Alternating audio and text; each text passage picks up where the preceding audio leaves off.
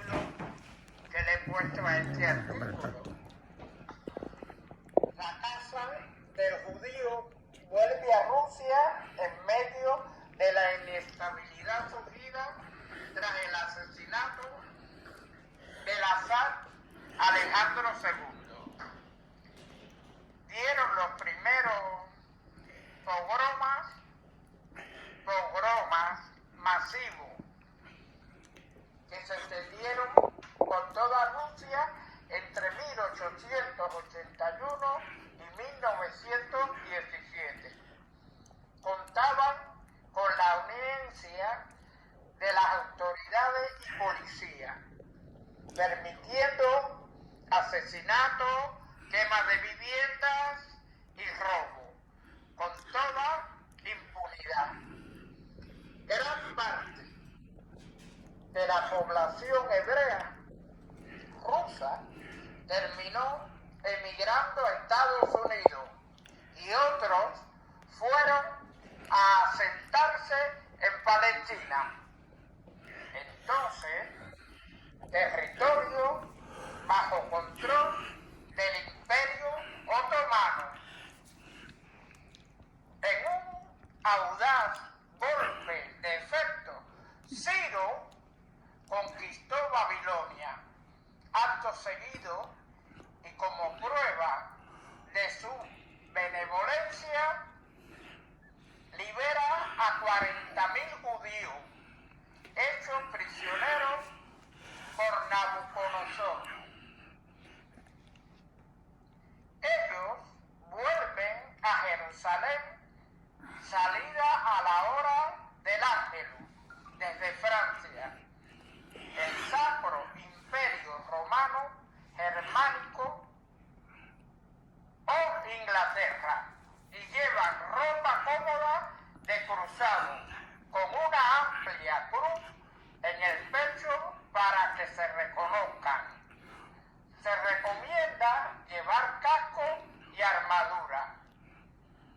De diálogo más acuciante, que es el título de este artículo, Leila, que regenta en la actualidad un negocio de alquiler de pisos para turistas en Majacala, reconoce haber dejado de alquilar y de admitir huéspedes judíos por miedo a represalia de los activistas pro-palestinos, aunque no tan extremadamente violentos. En otras repúblicas del Cáucaso Norte también se produjeron acciones contra de la población de Kabardino-Balkaria.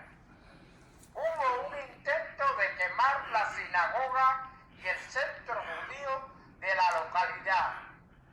Se han encontrado además pintadas en viviendas con la estrella de David, tal y como hacían los nazis en Alemania. En la República de Ingustia se han tenido que extremar las medidas de seguridad para evitar linchamiento. Eso está pasando ahora.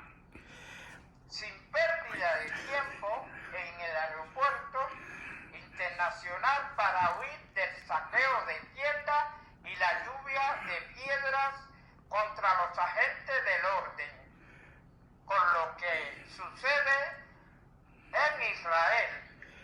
También deplora que nadie en el Cáucaso ni siquiera se ha disculpado por todo esto. Y es que el presidente Putin ha inculpado a los participantes en el intento de prógromo de los indefensos pasajeros del avión llegando de Israel.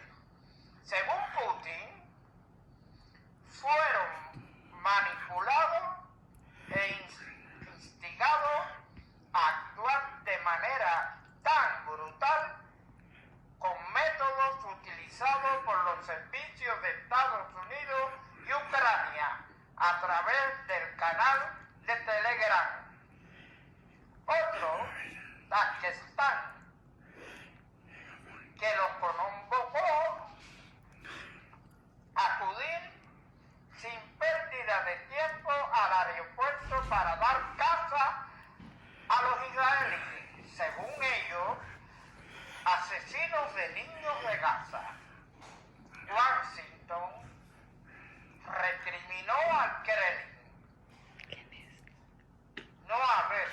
Senado lo sucedido en Majacala, desórdenes que causaron una veintena de heridos, entre ellos 9 policías, 3 de los cuales tuvieron que ser hospitalizados con pronóstico grave y se encuentran todavía en recuperación, y daños importantes en las infraestructuras.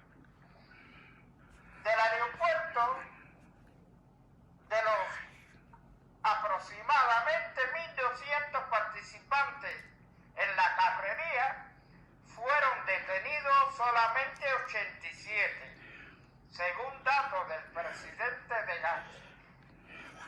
Dagestaní, Sergei Milikov, pero saldrán el saldo de 15 acusados. Contra la resolución de la ONU, los israelíes se apoderaron de toda Palestina. A esto se suma las dudas sembradas por expertos militares que calculan que las reservas de armas y municiones de los países más comprometidos con la ayuda a Ucrania están bajo mínimo. El presidente hizo un llamamiento a la unidad de todos los países, enviando el mensaje de que salvar a Ucrania es salvar a Europa. Se necesita una señal clara de que Rusia no tiene ninguna oportunidad. El agresor debe ser neutralizado. Por otro lado, Estados Unidos no dejará de apoyar a Ucrania. Lo que debe saber Europa de que si Donald Trump gana en 2024 las elecciones y Europa se queda sola y a merced de Moscú, forma parte de un escenario de infierno para Bruselas y una pesadilla. No justifica el cambio sustancial que ha sufrido el discurso europeo a pesar del apoyo reciente que Moscú ha logrado en países como China, la India y el llamado sur global, negándose a condenar la agresión a Ucrania. En mi opinión, como escritor cubano y español, evidentemente el compromiso europeo no ha estado a la altura de los Estados Unidos, sino que nuestra diplomacia ha sido incapaz de aumentar las sanciones impuestas contra Putin para que se resultaran más eficaces. A menos de 4 meses para que se cumplan 3 años de la invasión a Ucrania, la situación empieza a ser crítica.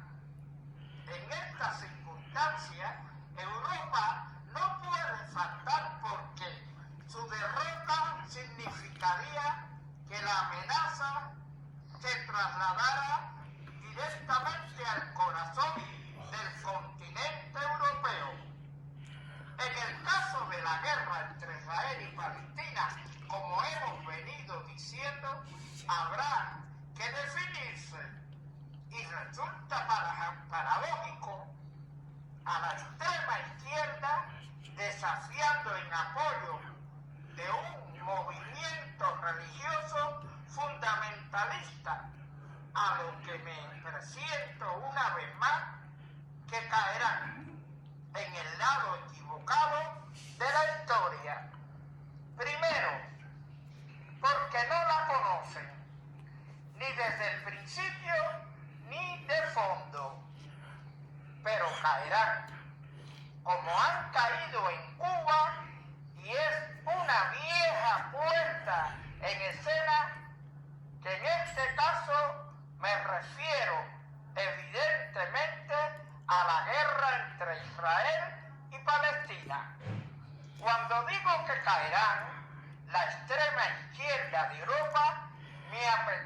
hacer una retrospectiva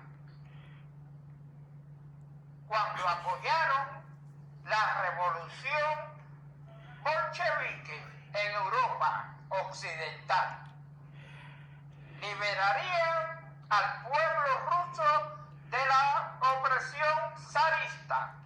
Desde entonces, los rusos no han dejado de echar de menos al zar, que los respetaba más de lo que jamás lo hicieron los comunistas.